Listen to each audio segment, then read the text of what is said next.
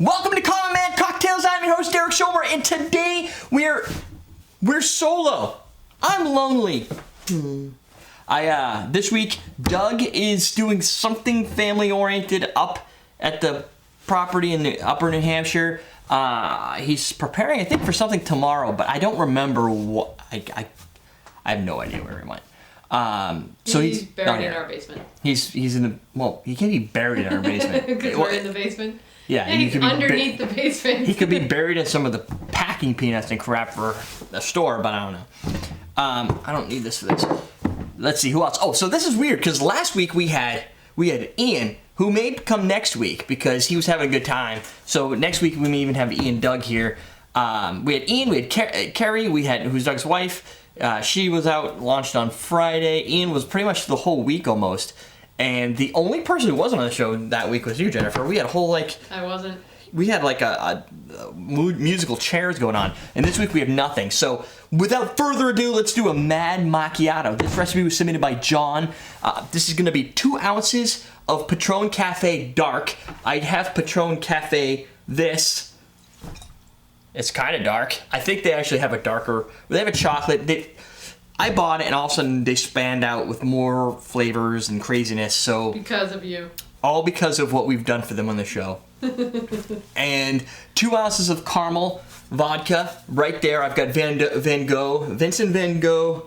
Is that how you say it? Van Gogh? Yeah. Dutch caramel. You could probably use any type of caramel vodka you want. Warning, caramel vodka is super tasty. And when you make things really sweet with vodka, it can be dangerous. And Irish cream. I got Cool Swan Irish cream. Oh, caramel vodka and Irish cream. Yeah, haven't used Irish cream in a while, actually. That'd be a good recipe. Which will blend well into our 3 ounces of milk. So it's going to be 2 ounces of vodka, 2 ounces of Cafe Patron. So think coffee liqueur. An ounce of Irish cream, so we're not going too over top with that. 3 ounces of milk to kind of disperse the loveliness. If you think of, I'm thinking caramel macchiato, which is probably what this is a play on from Starbucks, which is the only thing I've been ordering at Starbucks for the last 4 or 5 years. So there's that. And if I had my choice, I'd put it into a Starbucks glass, but instead, I'm going to use one of these fancy glasses from AwesomeDrinks.com. All right, and I don't think we need a stir, so I'll throw that over there for now. Let's make a cocktail. So I need something to measure it with. One thing I didn't bring. So we're going to let's use this. We'll do 2 ounces of, let's see, we'll go with the caramel. Want me to throw you something? I will need a layering tool eventually. Do I have anything over there? I really got to order these things from Kegworks. You have jiggers, you have... I don't really. OXOs. I'm trying to avoid using the OXOs this week. Yeah. Then you need jiggers. That's what I got here. Let's use this one for now. It's 221, so it's pretty easy to do this recipe. Oh, I do have this one here too. I can use that. 2 ounces of the Patron XO. Like I've told people, not a big fan of Patron tequila. Huge fan of Patron Cafe. Derek, do you like Van Gogh caramel better than some of the other caramel vodkas? Good question. What is my favorite caramel vodka and why did I pick Van Gogh? Because Van Gogh sent that to me to review, and personally, I don't make a lot of cocktails with caramel vodka, so I don't really, it's one of those things where it's very single dimension. If you need to add caramel to something and you don't have a caramel schnapps or liqueur or caramel Baileys or other things caramel, I don't really have a preference of what brand over another because they're so super sweet anyway. You're not going to find a very abrasive vodka that's saturated in caramel. So I don't think there's really a big deal on who you pick for your brand. If you're a brand loyalist where you really like to use one brand over another, or there's a smaller brand that's, oh, this is nice. I finished the bottle off. We get to have this one signed. And if there's, oh, that was kind of big. If there's a specific small time brand that you want to use because they're growing and you want to be able to support them, holy crap. Or break things, then I'd go with that one. But I really don't care what version of caramel vodka you use. These guys just get a free ride because that was kind of already here. 3 ounces of milk. 1. This is a huge cocktail. 2.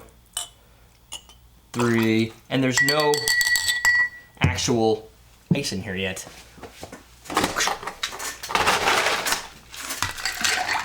So let's build it, shake it, and we will make it. Whoa! That was pretty deep. All right, let's shake it up.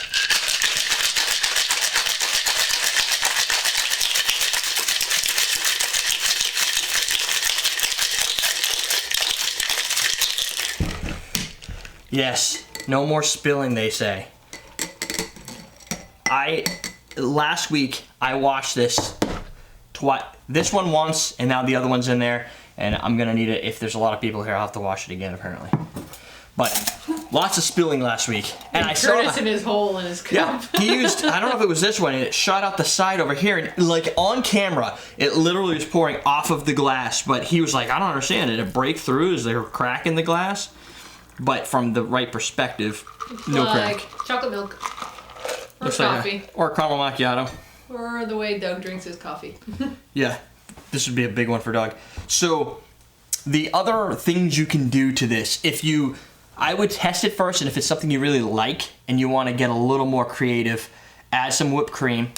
Then, this is what you want to do. You want to get one of those things they use at Starbucks, those little plastic squeezer bottles with the little hole, ones that don't suck like the ones I have, and you just do the netting, like the caramel netting on top of the whipped cream, and maybe not pour as much so they have a little room for that and the caramel to drizzle down, and then you've got like the caramel macchiato in cold, like an iced coffee caramel macchiato. You haven't even tasted it, you don't know.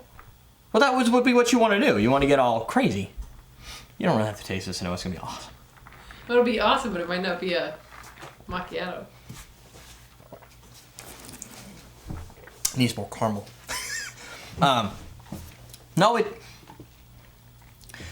Aside from the fact that it's a caramel macchiato with an undertone of dark flavored alcohol, like the best part of this is it's not hot, so you don't have that hot alcohol vapor like flowing around your face as you're drinking it.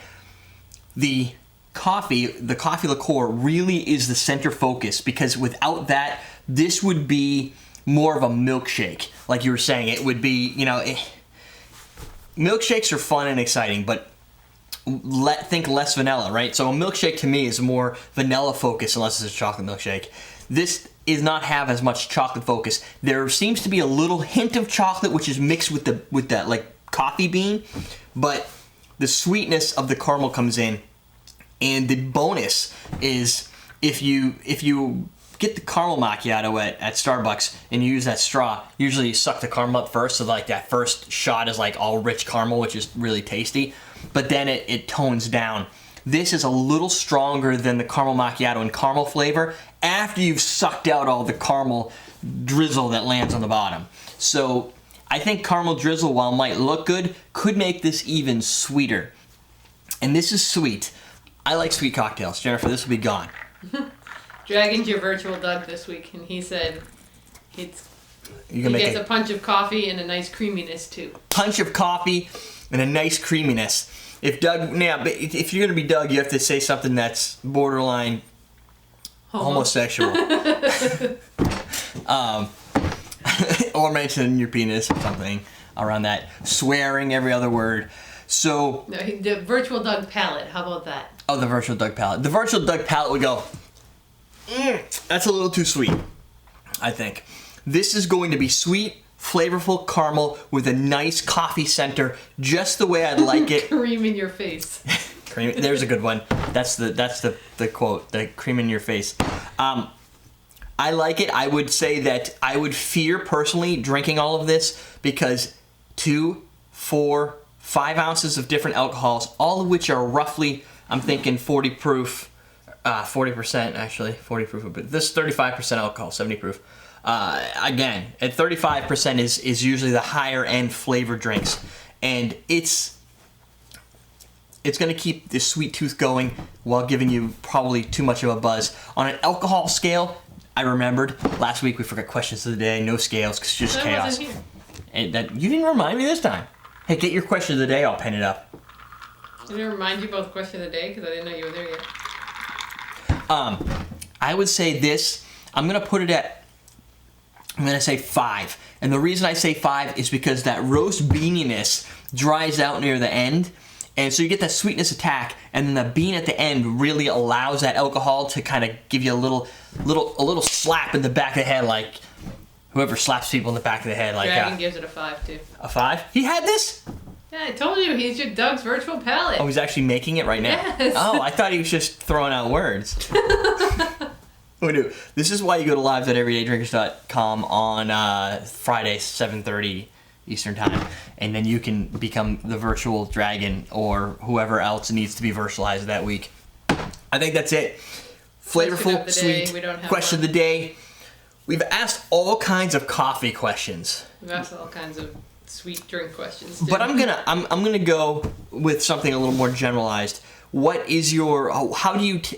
No, I don't know. Is this the right type of question if we asked how strong you like your coffee? I mean, I know we've asked how sweet people like their coffee. I think, but yeah, because I think Doug has come up on that before. I've seen people who are very into dark coffee, no cream, no sugar. They just drink it black, like syrupy, crazy. It seems to be not Asian, but the Philippine areas and stuff like that. They have like Java Island. They have really thick, dark coffee with that. What's that? That sugar, the milk, condensed milk, and it's super thick and super potent.